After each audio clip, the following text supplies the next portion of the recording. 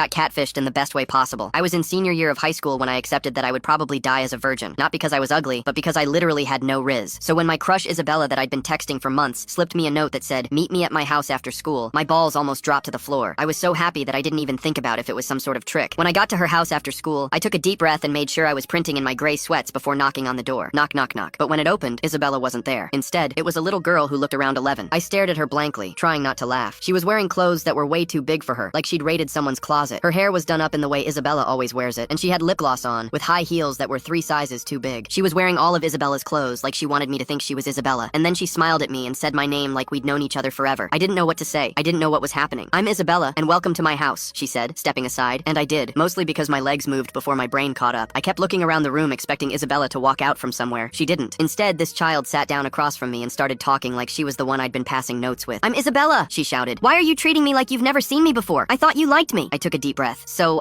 where's your sister?" "What do you mean?" she screamed again, louder this time. "I don't have a sister. I'm Isabella." I stared at her blankly. Like, did she actually think I would believe that? I wanted to leave so badly, but even more than that, I didn't want to fumble the bag with Isabella, so I stayed. "I'm hungry," the mysterious 11-year-old announced out of nowhere. I had a sandwich in my bag, so I offered it to her. When she took a bite out of it, she made a face like she'd bitten into a lemon and threw it at me. "That was gross!" I just sat there with turkey and bread on my sweats, staring at this kid. I couldn't figure out what was going on. Why did this girl want me to think she was Isabella? I let out this confused laugh because what else was I supposed to do? I started looking around the house, pretending to look for a restroom, when really I was just seeing if her parents were home so they could get me away from their crazy, daughter. But of course, we were home alone. Then everything changed. Out of nowhere, she grabbed my phone off the table. I reached for it instinctively, but she was faster. She threw it on the ground, hard. Then she stomped on it. Crack! I heard the screen crack, and something inside me cracked too. That phone cost me 6 months of savings from working at McDonald's. It had everything on it. I could feel her eyes on my face, waiting for me to yell, waiting for me to snap, waiting for me to show her who I really was. I picked up the phone. I took a deep breath and asked, "Why did you do that?" Not angry, just tired and confused and honestly a little hurt. "Well," she spoke, "you can leave if you want, Dumba." I was just about to tell her that I knew she wasn't actually Isabella just to be petty, but that's when suddenly the door swung open. I turned around and there she was, Isabella, the one I'd been waiting to see this whole time. "Sorry I'm late," she announced, focused on hanging up her coat, but then she saw us together and froze. "What the?" she stammered. And suddenly her little sister ran over and whispered something in her ear. Isabella looked at me for a long moment, then she burst out laughing, like stomach clutching, tears streaming down her face, uncontrollably laughing. "I'm so sorry," she kept saying between laughs. "I forgot to warn you. My sister does this with every guy I talk to." I stared at her blankly. Finally, she calmed down and said something that made everything make sense. "My last..." Scan the QR code to download TikTok. The subsequent story endings are explosive and full of hidden surprises waiting for you. You can also get rewards by creating a new account.